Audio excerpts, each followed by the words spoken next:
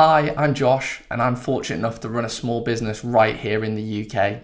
One of the things I'm super passionate about is automation and getting a really efficient business without having a super high headcount. I've got some real world examples that you can take away today and instill in your business that will hopefully make it more efficient, and in the end, that will hit the bottom line and you'll also be able to scale your business far easier. So I've prepared a short presentation, so you can download this as well. But let's just have a little look through this. The first comment here is, what is automation? And I think it's really important that we define automation before we set up. Now, for me, when I think of automation, I think of a self-scanner in Tesco. We're not that advanced, but what we are looking at here is some sort of very quick wins and some new processes we can instill that's just going to make our life easier. So my definition for the purpose of this is going to be how we can use systems to fill the role of a human to maximize the efficiency and profitability of a small business. A little bit of a word salad there from me, but the main thing here is a system is efficient. A system doesn't get sick. They don't have holiday. They don't let you down. It works 365 days of the year. And that's going to help you scale and also keep your business profitable without needing a bunch of humans. Now, this was a really great quote I read recently. And again, I'll let you read it through. But the takeaway here is the Shopify CEO has basically come out to his team and said, look, before you want more people or more money, you have to demonstrate to me that we can't get this done with AI. Now, that has to be a starting point. Now, for the purpose of this video, we are going to actually talk a little bit about introducing AI to our automations. But automations should be a first step. Does this need a human in the loop, or can we automate this? And the final one is one of my favorites, which is, if you can't measure it, you can't manage it. An example of this would be phone calls. Do you know how many phone calls your business receives on a weekly, monthly, daily basis, and therefore how many people you need on the other side of that? There's so many things within a business. You've got to be able to measure them so you can give an educated answer and make a decision. Let's now just look at a typical business process, and I've seen this many a time. I actually receive these a lot. So talking through an invoicing process. So we have an administration person manually creating an invoice in Excel. They email it manually to the customer. The customer then doesn't pay, so they keep chasing. They then eventually pay. They then have to reconcile that against the bank and mark it as paid, and then finally upload it to your bookkeeping software. Total time, oh God, anywhere from 20 to 2 hours, 20 minutes to 2 hours. Challenges, what if you 10x that? What if you have 10 people doing that? Imagine how much cost, time, and energy and it's just unnecessary. Whereas if we look at the automation on the right side, we have a setup time. So there's going to be some setup time with the automation, but then once it's set, it's a 2-minute job. All we need is the input, i.e. the amounts for the invoice, and the automation does the rest. And that's why I think it's beautiful that we can and we have to get to a stage where we're instilling these processes. Okay, basic tech stack. Now, I'm from Doncaster, which, if anyone knows the UK well, it's not the most affluent part of the UK. So we know how to get things done on a budget. And the tools that I'm going to show you today are pretty much free. There's some that you're going to have to pay for, but they're all reasonably priced. So the first one here is my preferred automation platform. You'll most likely have heard of Zapier. I prefer Make.com. I find it a bit more intuitive. There's also NAN, which is actually could be slightly better value, but makes my preferred setup here.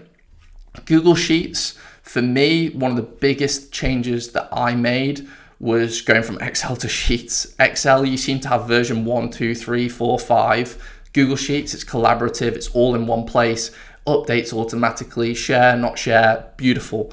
And the API as well is free, which is amazing. Google Drive, very much the same, collaborative, decent amount of storage on the free plan, and the API is the key thing that we need to talk about here.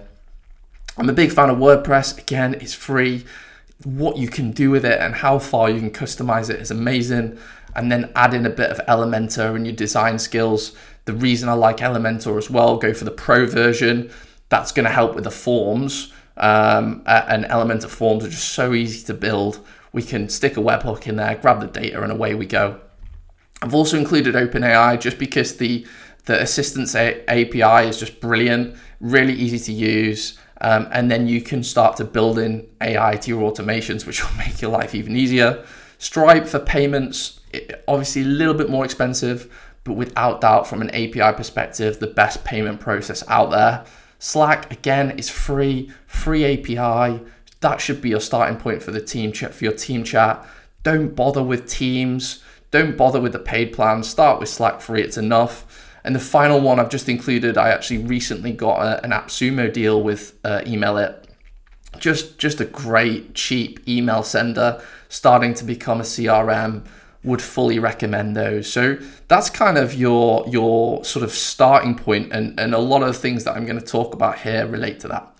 All right, that's a lot of talking. So now let's have a little look at 4 real life examples of automations.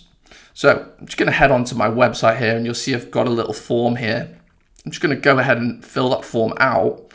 And just before I click send, here's my automation. So what you're looking at here is a make.com scenario.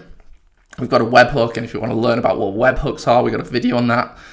Essentially, when this form is triggered or completed, it's going to trigger this webhook. Certain things are then going to happen. Let's just run this. Let's go ahead and register. And I might need to consent to marketing. Now, once I register, the automation runs. What's happening? Now, first thing, the user's getting an email. We're adding it to our CRM. Don't worry too much about this. The user's getting an email saying, hey, thanks for registering. And then we're adding it to Google Sheets. Now, I'm not giving you the real, this is my real live Google Sheets here. This is an example one I've set up. But this is such a vital thing. And so many businesses, people don't do this. I can't believe it. This is your database. Yeah, this can be your CRM system for a long time. Always include a date. I would strongly recommend including a date.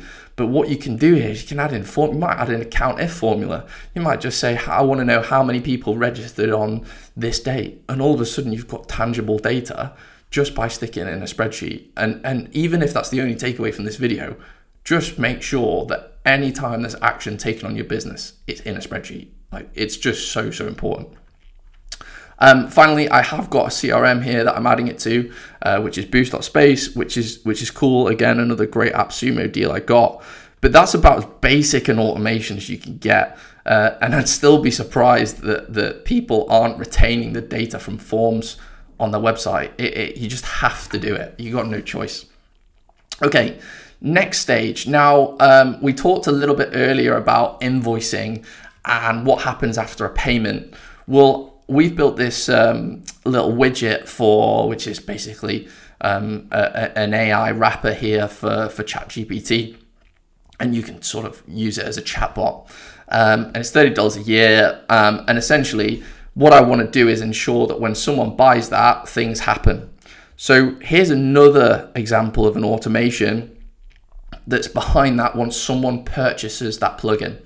And all we're doing is basically grabbing the data from Stripe, adding it to a data store. Now, just something for your own knowledge here, data store over Google Sheets. It's a lot quicker, a lot more reliable, and there's no rate limit. On Google Sheets, there's a rate limit with the API. So I love this inbuilt data store from Make. It's just basically another database where you can store stuff. And then we're sending the user the information. Very, very similar setup. And again, if I was going to take this a stage further and we were getting lots of sales, we're not getting loads of sales, then what we would do is then build in some bookkeeping to this. We'd add it to Xero or QuickBooks. And then again, like from an accounting perspective, it's pretty easy for them. Okay, next example, HR. So if you run a reasonably sized business, you'll know you've got to have monthly meetings. And the big challenge is you can't remember what happened in the last meeting, or there was notes taken and you're not sure exactly what was said. Well, how about this? And this one I'm going to kind of work with you on. We've got this little custom actions document up here. So imagine you finished the meeting, you've submitted the notes, you've put Josh is on his last warning. And we'll change that to keynotes. Can you believe that? On my last warning already. Right, now what we've built is basically a little Google App script that when you press this, it's going to send the information to this webhook. So let's go ahead and run this. Let's see what happens. Let's see what data we get on this webhook. Okay, so we get a document ID. Now, for those Google Docs users, you're going to know what's coming next. I'm going to grab a download document module, and all I'm going to do is map that document. I want to grab it as a PDF. And essentially, if you're thinking here, what am I going to do next? Well, I'm going to store it in a Google Sheets file. I'm going to send it to all attendees of the meeting, etc., etc. I'm going to store it in Google Drive. There's so many things I can do with that. And that's so slick, as opposed to some random meeting with some random email that gets lost or deleted or what have you. So just another example from a HR perspective. The last one I want to show you here is an AI automation and kind of a pretty advanced option here. So one of the things I've got on my website here is the opportunity to submit a guest post. Now, I would love to see some user-generated content on my website, but I certainly don't want rubbish user-generated content. And I also don't want to spend the time vetting it. So when you land on this page, it's basically some key rules here, and you can submit either an AI article, investing, or automation article. So let's choose AI for the purpose of this, and it's going to give you a bunch of fields, and you can go ahead and submit that guest post. Great, fantastic. Not many websites give you the opportunity to do that. Backlinks, absolutely okay. But I don't want AI slop. So here's what's happening in the background. Someone submits that form. I'm not just going to let that post go live. What I then have is a bit of a vetting process here, where essentially the first thing I want to check is the image is the right size, because I have some strict dimensions about what the image size would be. And if it's not, what I'm going to do is I'm going to send them on a route that says, hey, really sorry, no guest post for you.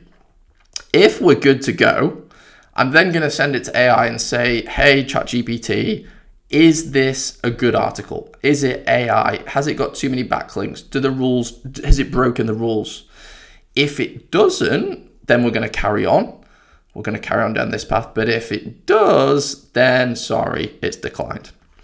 Only when we get to this stage, and basically what this is doing is creating some SEO image fields like the caption, metadata, etc. At this stage is a draft post going to be created. So what's going to happen then is it's going to say, yeah, that's a good article. We're going to add it to the website, but it needs your intervention. So at that stage, we're going to create a draft version of their article. It's going to email me, and I'm then going to have the final approval, which literally, because I've built another automation, is a case of going approved. Just click the button in the email, approved, it goes live, and away we go. Now, if we zoom out here and start to think about, think about this, it's like, imagine if I had to approve every single post that came on the website. What a waste of time.